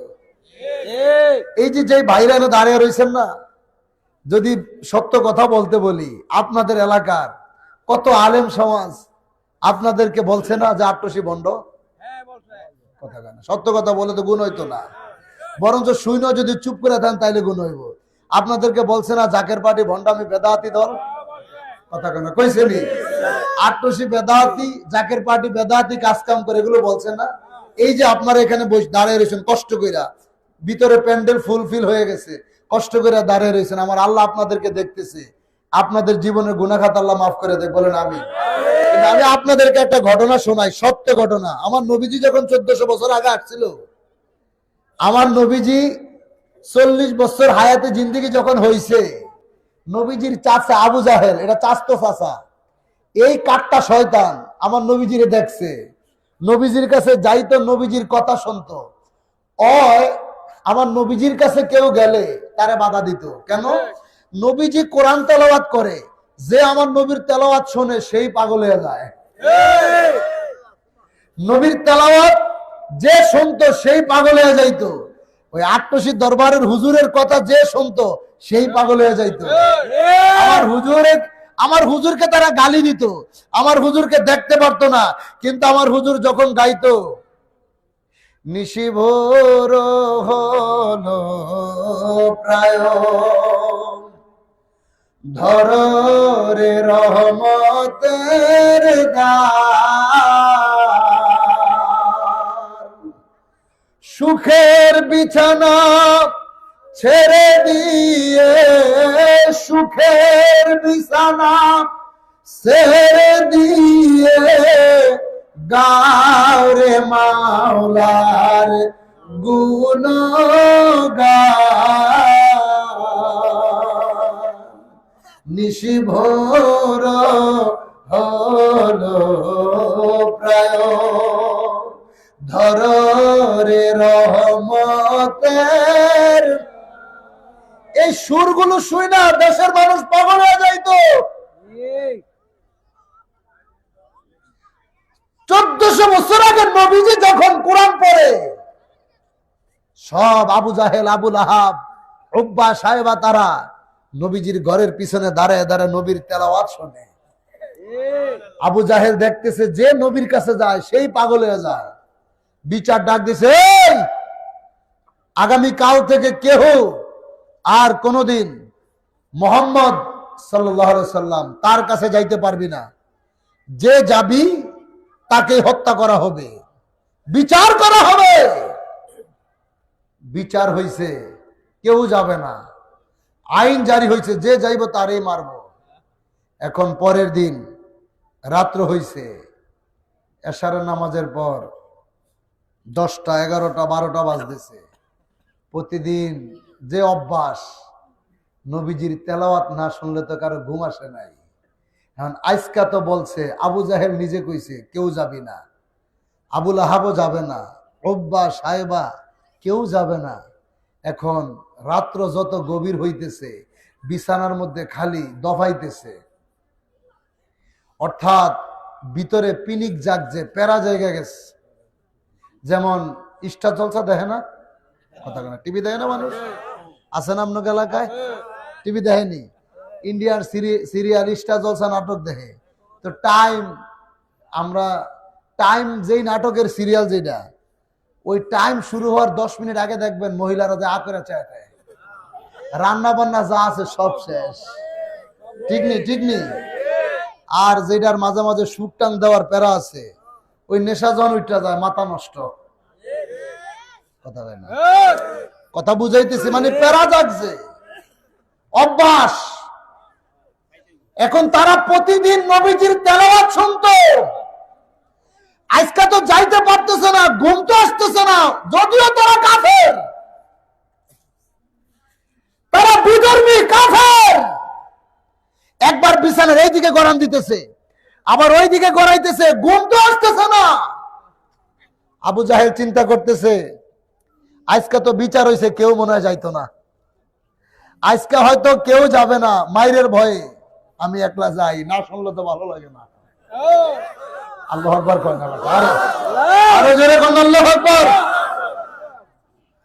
হায় হায়, এই সুর, কোরআন তেলাওয়াতের চাইতে বড় সুর পৃথিবীতে আর কিছু আছে? কথা বলেন, আছে আর কিছু? আবু জাহেল কয়, আজকে কেউ আসবে না, আমি একলাই যাই। ঘুমটা টুমটা দিয়া রাত্রেবেলা নিজে একলা গেছে, যায়া নবীজির তেলাওয়াত শুনতেছে। ওইদিকে আবুল আহাব কয়, আজকে মনে হয় ওস্তাদ আইতো না, আজকে ওস্তাদ আসবে না, আমি যাই। সেও আসছে, ওব্বা সাহেবা সব কাফেরেরা কয় যে আইন আজকে জারি করছে, আজকে কি আর কেউ আসবে? মাইরের ভয় তো সবারই আছে।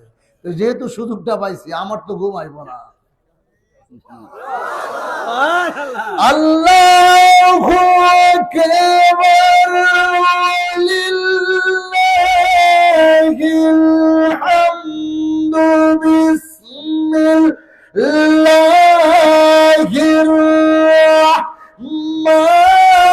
রাহমানির রাহিম।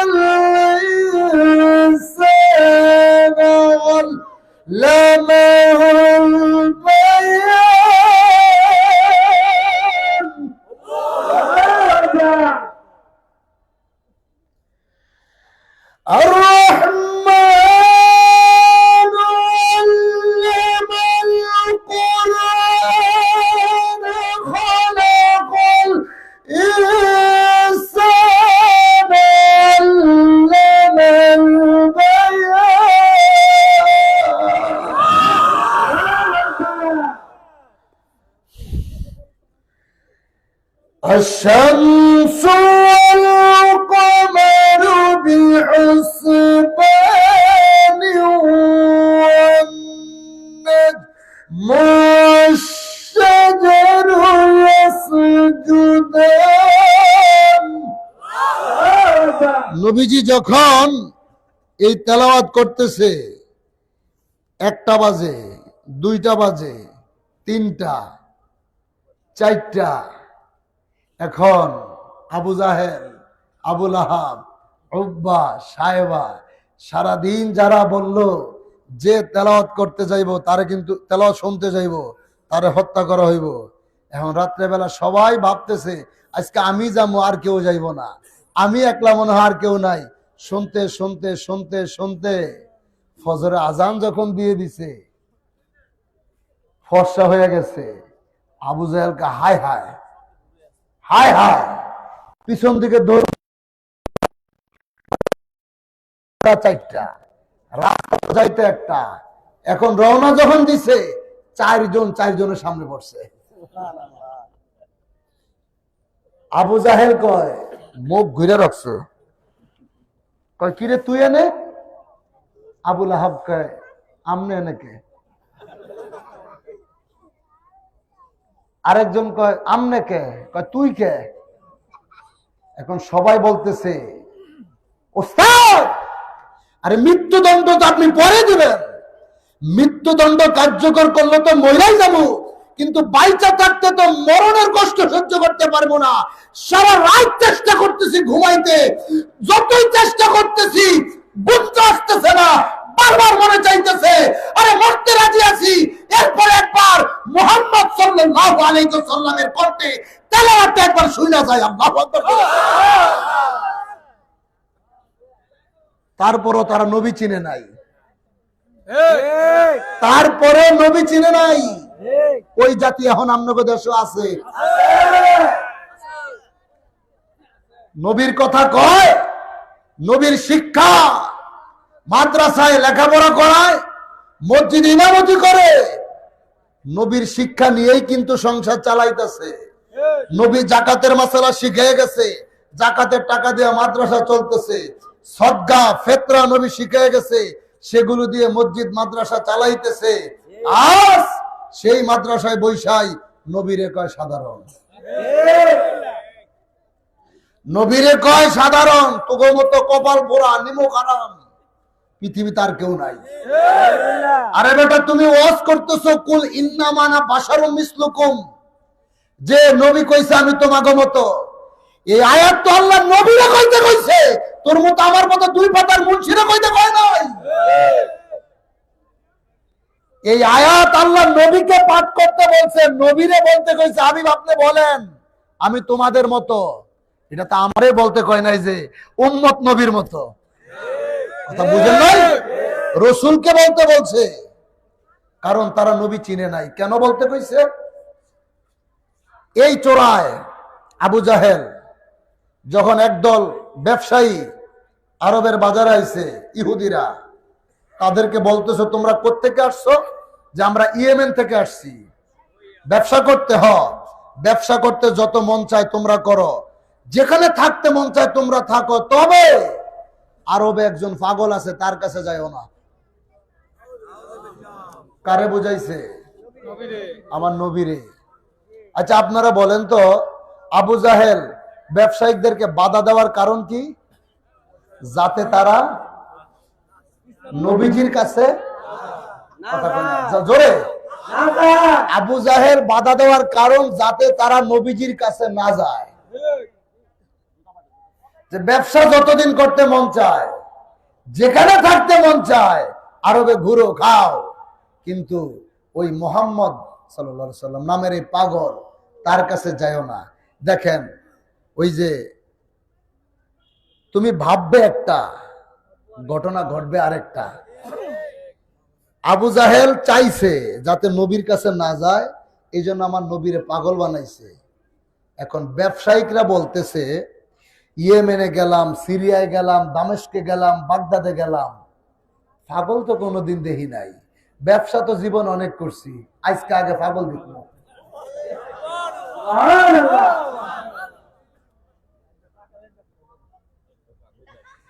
জান্নাতের বাগান তোমায় নবী বলেছেন, হক শেফার অধিকারী তোমায় করেছেন জান্নাতের বাগান তোমায় নবী বলেছেন হাতে শেফার অধিকারী তোমায় করেছেন তোমার বুকে প্রবাহিত নূরের ঝরনা বলে তোমার বুকে প্রবাহিত নূরের ঝরনা সব বলিব কিন্তু তোমায় সবাই জোরে বলেন সব বলিব কিন্তু তোমায় সবাই সোনার মদিনা আমার প্রাণের মদিনা সব বলিব কিন্তু তোমায় বলেন সব বলিব কিন্তু তোমায়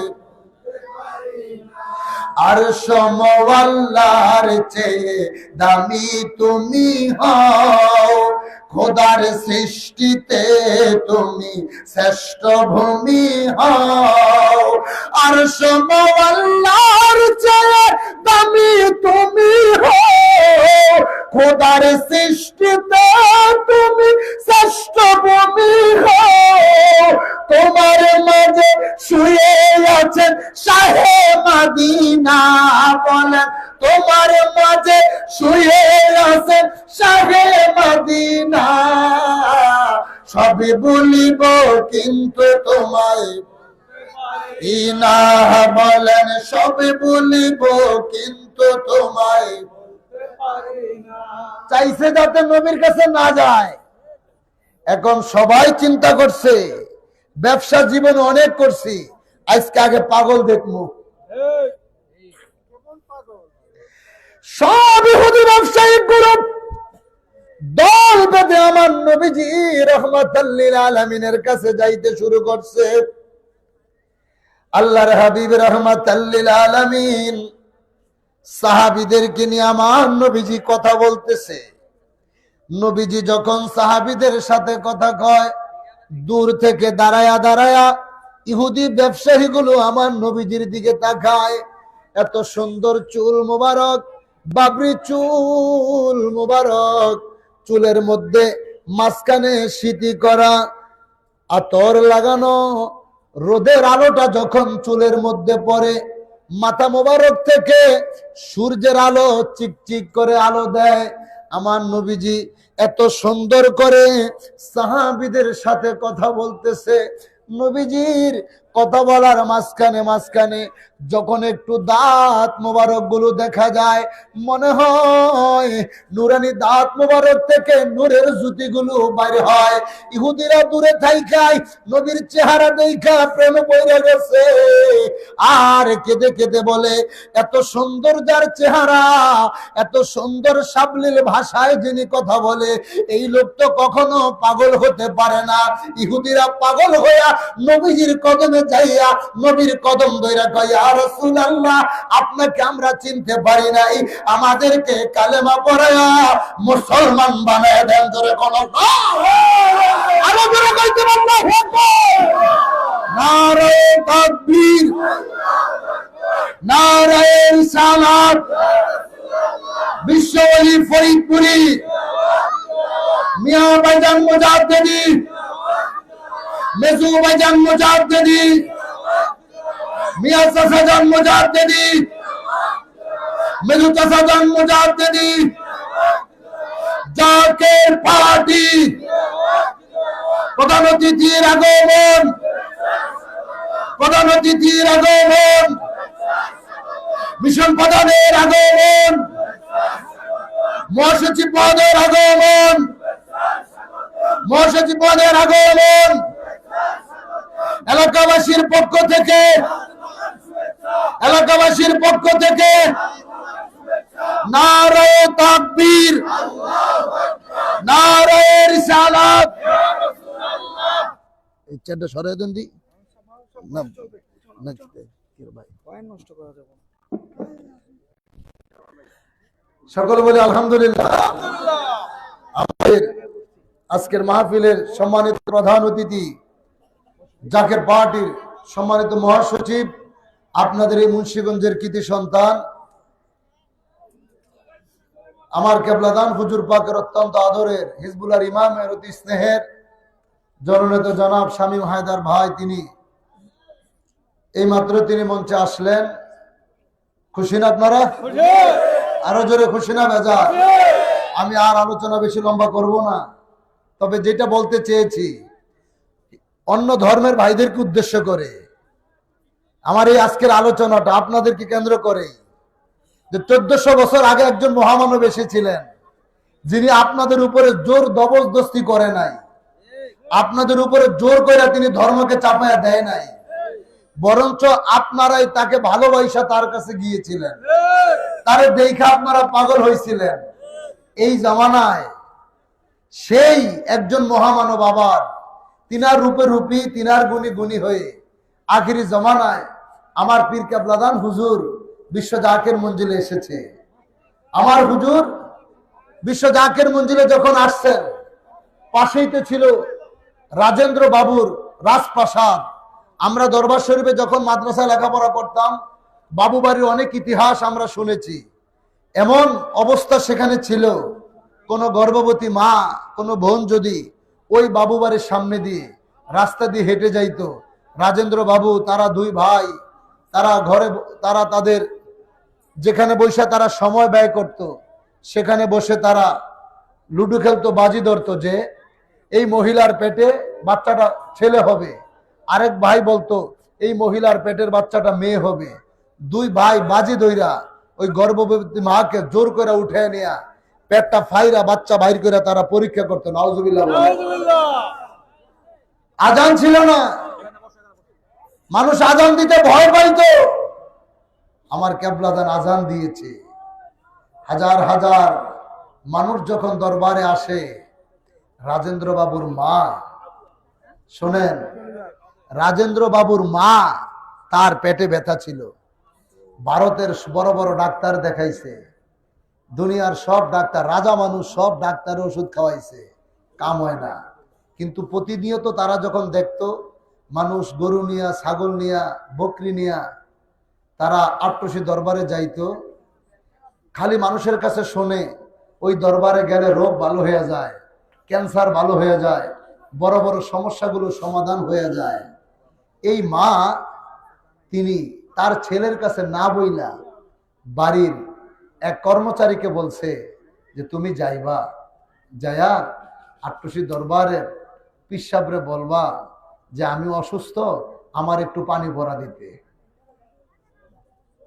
আমার হুজুরের দরবারে যখন গেছে, উনি কেন গেছে হুজুর জানেনি? জানে কি জানে না? এই যে মুন্সিগঞ্জের কোন পাগল হুজুরকে ভালোবাসে, ওরস শরীফ আসতেছে, খেদমত কিভাবে বাড়ানো যায়, খেদমত কিভাবে বেগবান ঘটানো যায়, চাইলে তো এই মিশনটা একটা ঘরের মধ্যে তারা দিতে পারত, কিন্তু তাদের চিন্তা আমার হুজুরের সম্মান প্রচার করতে হবে, আমার হুজুরের ওরস শরীফের দাওয়াত, যেই অলি আল্লাহর দাওয়াত আল্লাহ তাআলা এই জগৎবাসীর 18,000 মাখলুকাতকে দিয়ে দেওয়াচ্ছে, যেই দাওয়াত নবীদেরকে দিয়ে আল্লাহ দেওয়াইলেন পৃথিবীতে, সেই ইসলামের দাওয়াত আমার খাজা বাবাই দিয়ে গেলেন, তিনার দাওয়াত আজ আমরা দিচ্ছি।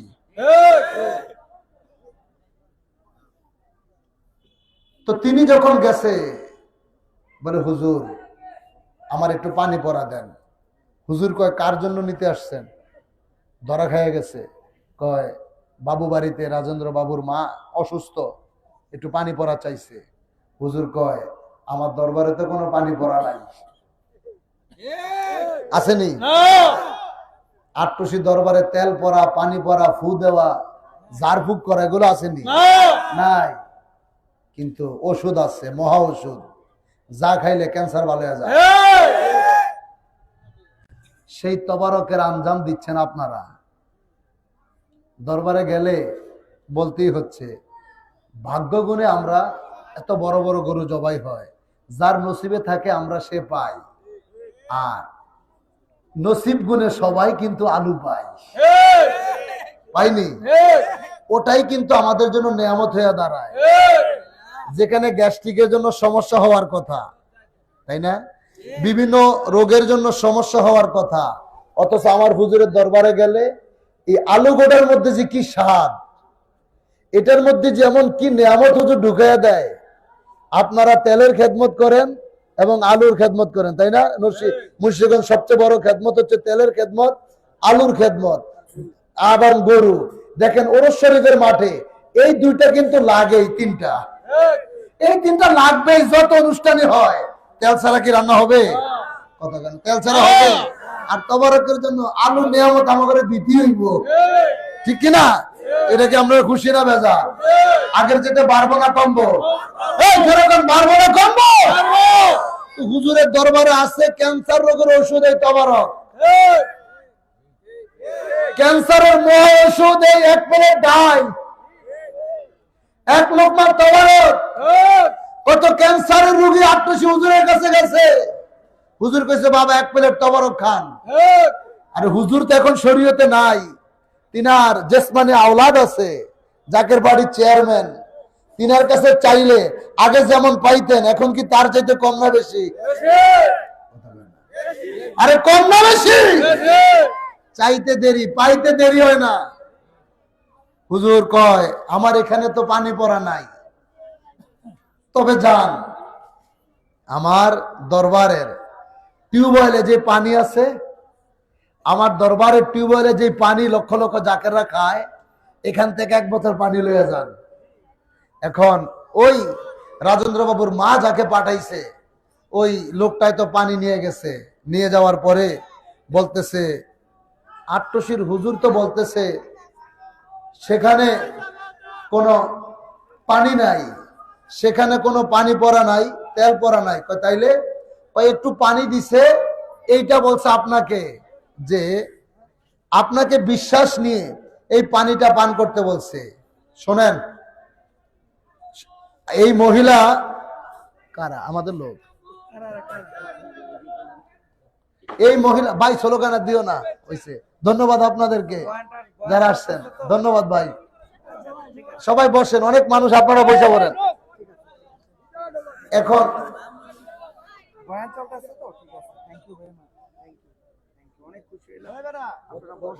সবাই বসেন, ভাইয়েরা যারা আসছেন বসেন। অনেক অনেক ধন্যবাদ, ধন্যবাদ ভাইদেরকে। একটা মিছিলের মাধ্যমে তারা আসছে। নারে তাকবীর, নারে রিসালাত, বিশ্বলি খাজা ফরিদপুরি, আলহাজ কাজী মিয়া ভাইজান মুজাহিদি, আলহাজ কাজী মিয়া ভাইজান মুজাহিদি, জাকের পার্টি, জাকের পার্টি মুর্শিদগঞ্জ জেলা, আজকের আদিম অনুষ্ঠান ইসলামী জলসা। নারে তাকবীর। সবাই বসেন, সবাই আপনারা বসেন। হুজুর পাক যখন এই পানি দিয়ে দিলেন, উনি পানি নিয়ে গেছে কোথায়? যেমন আমার নবীর যুগে ছিল আবু জাহেল, খাজা মাইনুদ্দিন চিশতি, তার সাথে ছিল কে? পিতিরাজ। আপনার হযরতে বাবা শাহজালাল, তার তিনার যার সাথে যুদ্ধ করেছে তিনি ছিলেন গৌর গোবিন্দ।